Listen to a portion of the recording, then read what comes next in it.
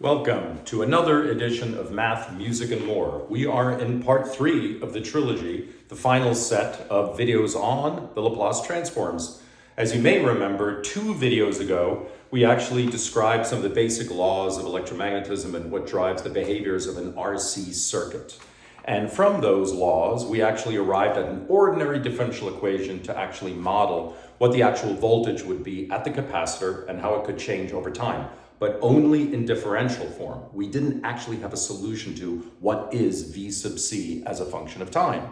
So to do that, I showed that we couldn't use separation of variables, we couldn't use simply inspection, and we had to probably use something like Laplace transforms. So in video 2, which was the last video that we just did, we used the basic algebraic properties that we derived using calculus of Laplace transforms to show that the Laplace transform of the voltage at the capacitor, which is the thing that we're interested in, is this thing. F of s is 1 over 1 plus s squared times RCS plus 1, where R is the resistance of the resistor measured in ohms, and capacitance of the capacitor measured in farads.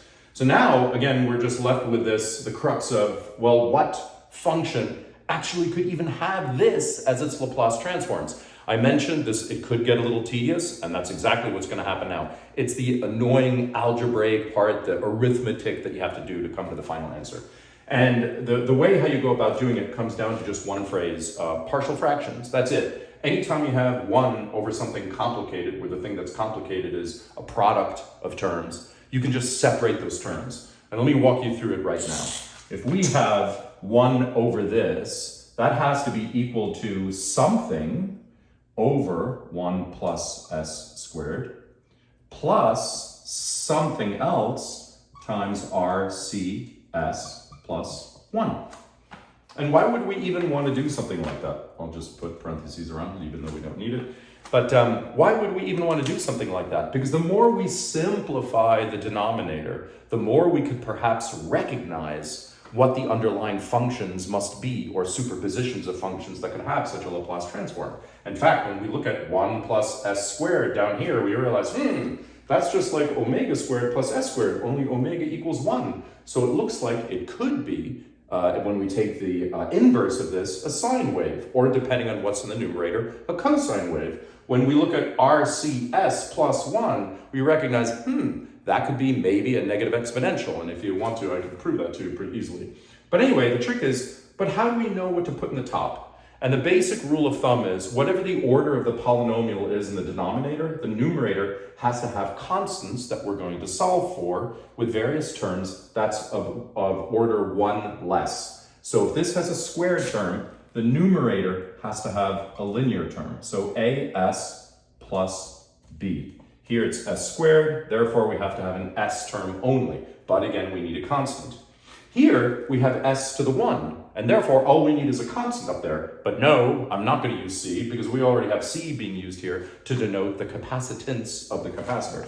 So we'll just use the letter d.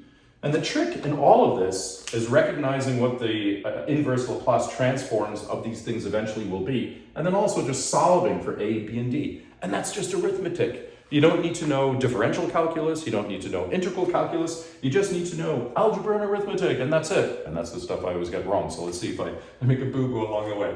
So for us to take this and break it up into the partial fractions, you really have to take this piece and multiply it by this, and this piece and multiply it by that, and then set it all equal to 1, because again, it somehow has to equate to 1 over this gobbledygook. So let's do exactly that. We take this, as plus b, and we have to multiply that by RCS plus 1. And then we have to add to that d times this one, 1 plus s squared. And somehow all of that has to equal 1. So let's start to multiply this out. And I'm always going to leave the s as the last term in every little component of the sequence, because we're solving for things in s, right? So we have as times RCS, well that's just ARCS squared, right? And then we have as times 1, so that's plus as. Then we have b times RCS, so that's b plus b times RCS, and then b times 1 plus b. And then we have plus d times 1, so just plus d, plus d s squared. Whoops. So ds squared equals 1. Hopefully I did that right. And now we're just going to kind of group like things. So we notice that here we have an s squared term. Here we have an s squared term. Here we have a single s term, and here we have a single s term. And why am I grouping those things together? Because if you look over here, there is no s squared term, and there is no s term either. Therefore, we know that a r c plus d has to equal 0. And from this one, we know that b r c plus a has to equal 0. And of course, from this one, we know that these are the constants and it has to equal 1. So b plus d equals 1. These are the key phrases or the key expressions, these ones in the bottom. So I'm going to erase just to give ourselves a little bit of space. And we're going to start solving for a, b, and d. Now, there are at least 3 different ways that you could solve this. I don't know if there's a best way. I'll just tell you how I do it. I kind of like the expression b plus d equals 1. Looks simple, looks clean. So I think I'm going to take this one, which is an expression in d, and solve for d. This one has a b embedded, so I'm going to solve for b, and then I'm going to stick it in there and just sort of solve for it and see what happens. So let's do that.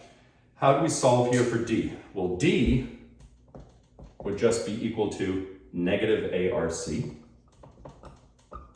And what would b here be equal to? B would have to be equal to negative a over RC. Pretty straightforward. So now, if we know that this plus this equals 1, then we have negative a over RC minus ARC has to equal 1, because I just said b plus d equals 1. And now all I'm going to do is multiply both sides of this equation by negative RC. So if I multiply by negative RC, I get a plus a times RC squared equals negative RC. That makes sense? I'll get a little bit more room now again. Hold on. And here we can obviously just factor out an a, and we realize that a has to be equal to negative RC divided by 1 plus RC squared. And that's it. We already have now the solution for a. But since we have the solution for a, we can now figure out all the other solutions, right? Like a times, where are we? If we were to plug this in for a, negative RC and 1 plus RC squared and BR, right? Well, shoot, I unfortunately erased the stuff that I needed. I shouldn't have kept these. So it's negative a over RC, right? Isn't that what b is? So therefore b, you just take a, you divide by a negative and an RC, you just get 1 over 1 plus RC squared. That's what b would have to be, right? And similarly, we're just going to do some quick dirty math. So d would have to be equal negative ARC. So that means that d would be this thing, a, negative RC, so it cancels and you get RC squared over 1 plus RC squared. And there you have it. We actually now know everything we need to know to solve for what v sub c should actually be. Because we have proven now using partial fractions that it has to be this thing. I'm going to continue to call it a, but it's basically that thing a times s over 1 plus s squared. And then this thing b, it's a big complicated thing, but it's just plus b times over 1 plus s squared, because remember we could just separate those two terms, and plus d over RCS plus 1. And here's what makes it so interesting. If you look at s over 1 plus s squared, If you looked at my earlier videos, I actually derived the Laplace transforms from only two transcendental functions, sine omega t and cosine omega t. So since this is s over s squared, we know that this has to be basically a times the cosine of t, right? And this one is b over 1 plus s squared. Well, that's going to look more like sine. It's going to be some sort of bastardization of sine, unfortunately, because of this factor that has to be pulled out, but it's going to be something like b times the sine of t.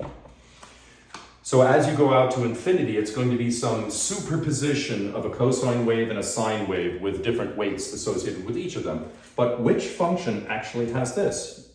RCS plus 1. That's actually a negative exponential. And that's incredibly interesting because what it means is that the negative exponential will contribute significantly to the transient curve of what the voltage at the capacitor is actually going to be. But as you know, with a negative exponential, these things go to 0 over time. So more and more, as t approaches 0, it becomes much more just, I think it's going to be something like e to the negative 1 over RC t, with obviously, some sort of gobbledygook, because you have the RC down there. So you're going to have three different components, a cosine wave, a sine wave, and an e to the negative 1 over RCT. When t is very small, this contributes significantly. But as t approaches infinity, you reach this quasi-equilibrium state where it's just two transcendental functions that are fighting each other based on the weighting. So that's an incredibly complicated solution for just the voltage at the capacitor with respect to time. But think about it. Could we have gotten that with separation of variables? Could we have gotten that just by looking at it? Of course not. And I know with some tedious arithmetic and algebra that we were just doing there a moment ago, but think about how fantastic it is to find a method such as Laplace transforms where we can solve a real world problem that at first blush almost seems unsolvable, and yet we can do it without even using differential or integral calculus once you just use all the rules that we proved using calculus. Anyway, it's a powerful, powerful thing. I hope you enjoyed it. I think that finally closes the loop now on Laplace transforms. So it's off and time to do different things. Thanks so much. Like and subscribe. Would love your comments and suggestions. Anything else you're interested in, just let me know. Take care, everybody. Bye-bye.